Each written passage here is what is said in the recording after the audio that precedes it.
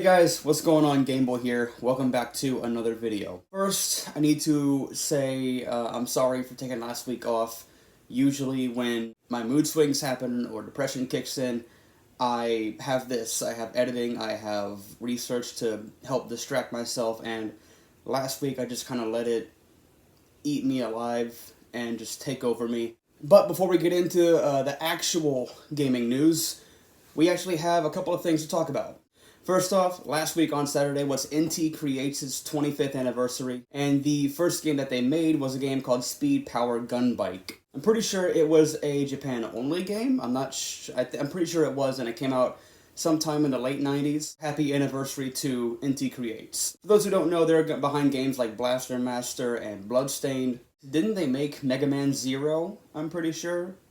Maybe? Might need to go back on that and double check, but I'm pretty sure they made the Mega Man Zero games. Also, before we get into the actual gaming news, we have to talk about the PS5 and what's going on with that. So it looks like these aren't going to be back in stock until next year. According to Bloomberg, it says in a briefing after those results, Sony told analysts it is challenging to keep up with strong demand. The PS5 has been difficult to find in stock since its release in November, in part because of shortages in components such as semiconductors, and the company hasn't given an official estimate for when it expects supply to normalize.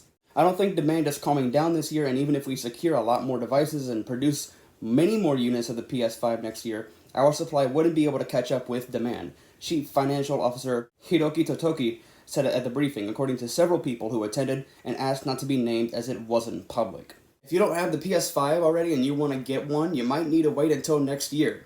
The first story comes from Alien Isolation. Never thought I'd say this, but this could potentially get a sequel. So according to WeGotThisCovered.com, I've talked about them before, it says the original, developed by Creative Assembly and published by Sega in 2014, preceded the House of Mouse's acquisition of 20th Century Fox, who owns rights to the franchise. That being the case, it's unlikely that the Total War creator will return for a second outing, leaving the door wide open for another company to take its place. According to Small Screen, for those who don't know, Small Screen originally made an article on this. They were the first people to report on this. They've learned of the project's existence from a reliable source, and candidates are still being reviewed, meaning a continuation of Amanda Ripley's story has yet to leave the conceptual stage. The supposed insider also states that Alien Isolation is just one of several properties under consideration for a sequel, with an early draft of the story currently in the works. What's more, an unspecified studio is said to already be in mind, though its identity is left unrevealed. Without any further details to work with, pinpointing the name of this mystery game producer is next to impossible, and furthermore, it's not entirely clear if Disney has even reached out. While certainly not indicative of anything, director Ridley Scott confirmed at the tail end of 2020 that a follow-up to 2017's Alien Covenant has been given the go-ahead, at least verifying that the xenomorph hasn't been entirely forgotten about in the wake of the aforementioned merger. This next story comes from Among Us. So this is now confirmed to be getting a limited edition from Limited Run Games. Limited Run Games tweeted out this and said, "Emergency meeting. Among Us is hitting the Limited Run Games store. Collector's edition will include exclusive Among Us merch and codes to the game on Steam and the Epic Store. Get yours in a 6-week pre-order starting May 11th at 10 a.m. Eastern. Imposters need not apply." And this next story comes from Baldur's Gate Dark Alliance. So this was apparently supposed to release last week on Saturday and has now unfortunately gotten delayed. So Black Isle Studios, the developers behind this game, said, "We know the wait is frustrating. We know the wait is frustrating and we apologize for the delay on certain platforms, but the PlayStation and Switch releases should be arriving in a couple hours. We will update any changes that occur." And then apparently they had this problem with the Switch and trying to get this on the eShop, and they tweeted out this and had this to say. "Hey all, due to an unforeseen issue on the Nintendo Switch store, we're going to have to delay the launch for a few days to fix it. We're incredibly sorry about this, and we're working hard to remedy this as quickly as possible. Thank you for your patience."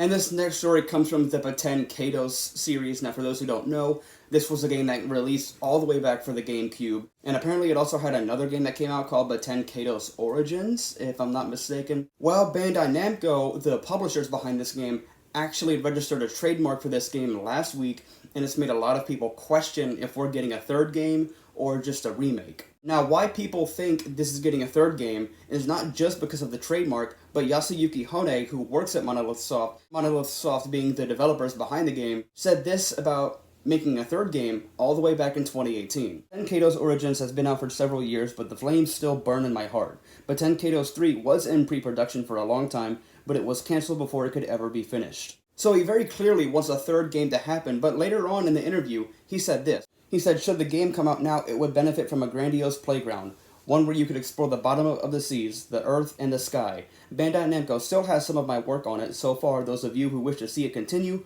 please let them know at Monolith Soft as well as Bandai Namco.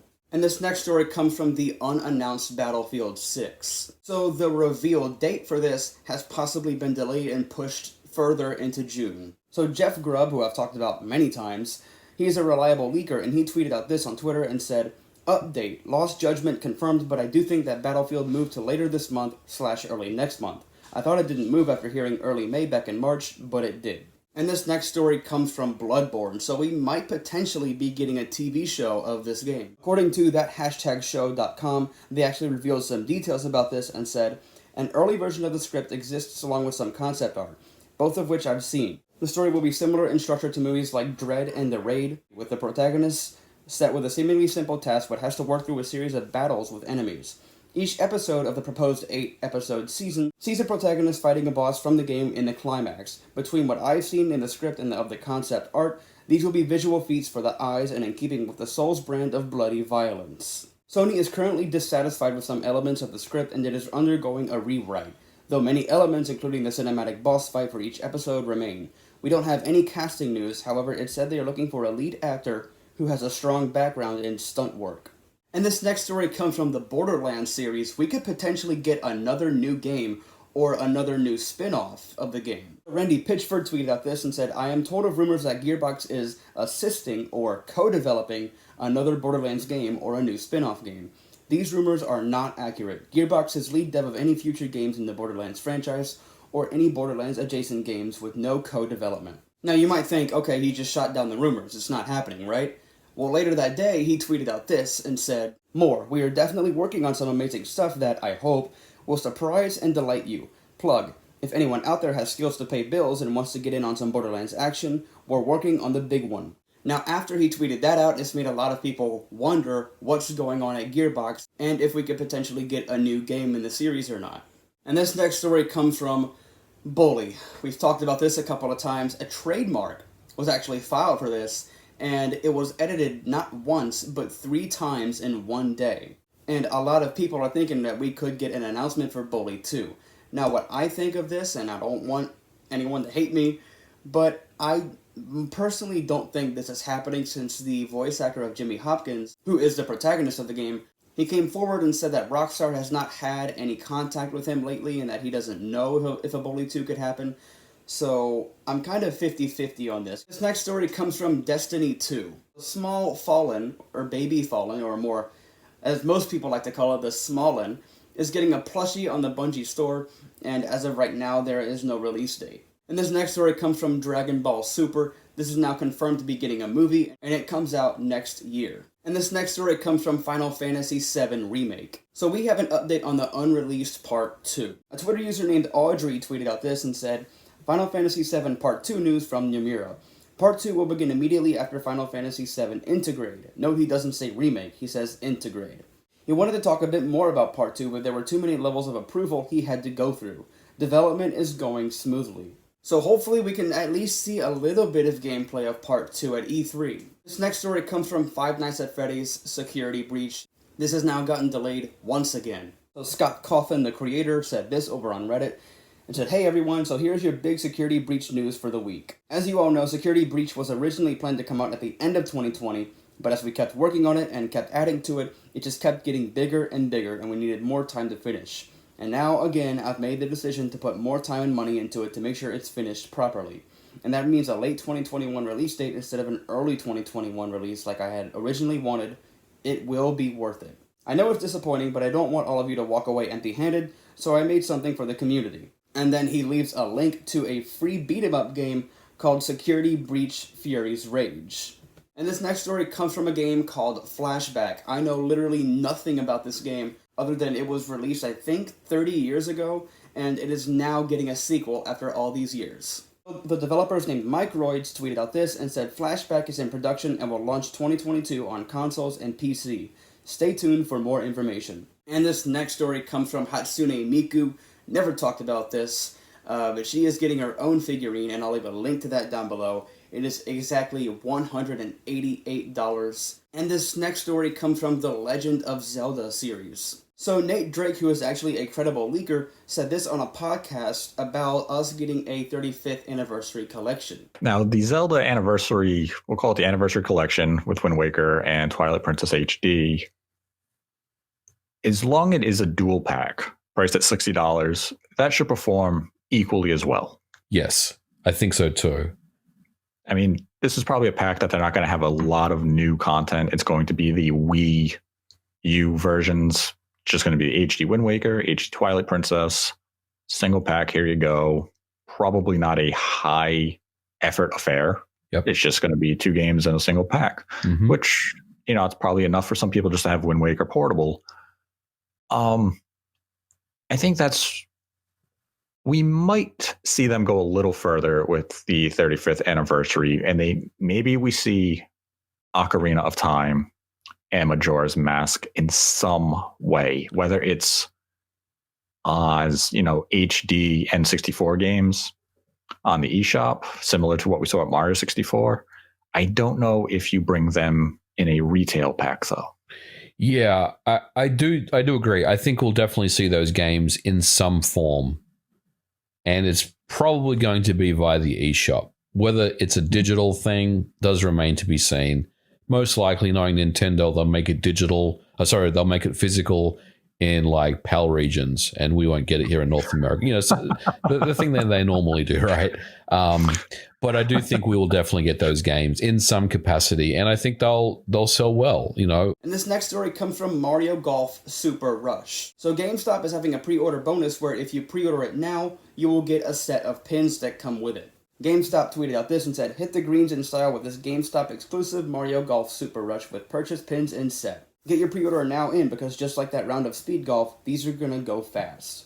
And this next story comes from Metro Exodus. So it is now confirmed that this is coming to the Series X and S and the PS5. The official Metro Twitter tweeted out this and said the Metro Exodus PC Enhanced Edition is out now. Plus, we can confirm that the Series X, Series S, and PS5 version will release on June 18th, both digitally and in a physical Metro Exodus Complete Edition.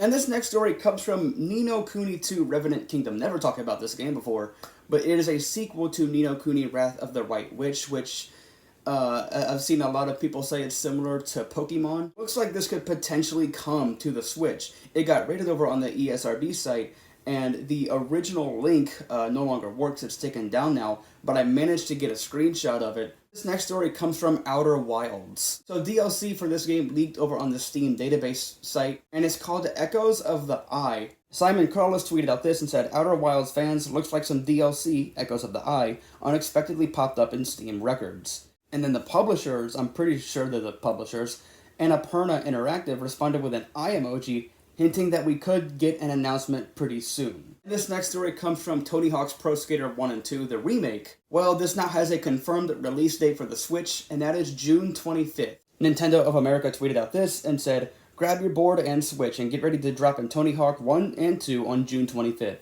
Skate through all the classic levels with some of your favorite pro skaters and a whole lot more." And this next story comes from Psychonauts 2. So there's a chance that this could come out fairly soon. Idle Sloth tweeted out this and said, "You can pre-download Psychonauts 2 from the Xbox app now." If you look, it actually appeared on the app, even though it was never confirmed yet. And this next story comes from Ratchet and Clank Rift Apart. I actually watched the state of play with a friend of mine last week. Combat looks amazing, the graphics are amazing, it just seems like a very awesome game. Well, there is now a confirmed release date for this, and that is June 11th. And this next story comes from Saints Row the Third. So this is now confirmed to be coming to the Steam on May 22nd, so look out for that. And this next story comes from The Sims 4. Something weird happened with this. Courtyard Oasis kit was actually leaked over on the Sims community site, and the developers actually acknowledged this leak over on Twitter. The official Sims Twitter tweeted out this and said, "Hey Xbox, check your text. We totally get it. We're excited too. This summer is going to be fire, and we can't wait to share our summer lineup on May 17th. And then Xbox responded and said, "We'll have to check our fountain because it seems there's a bit of a leak, but we're so ready for Hot Sims Summer." And this final story comes from Super Smash Bros. Ultimate. So the developers have now spoken up about Crash Bandicoot being in Smash. In an interview with Nintendo Life, Lou Studdert, I hope I said that last name right, who was the creative director, said this in an interview when he was asked if he wanted to see Crash and Smash, and he said, "We all dream of that, don't we? If I had any influence, I sure would love to see that as well, but it's something out of my hands entirely." Some people have made the theory maybe he just signed an NDA, and we are getting Crash, and then there are some people saying that this is just a deconfirmation of Crash. Anyways, that's it for this video, guys. If you like it, leave a thumbs up. If you're new, please subscribe. I'd appreciate that. And I will see you guys in the next video. Bye, guys.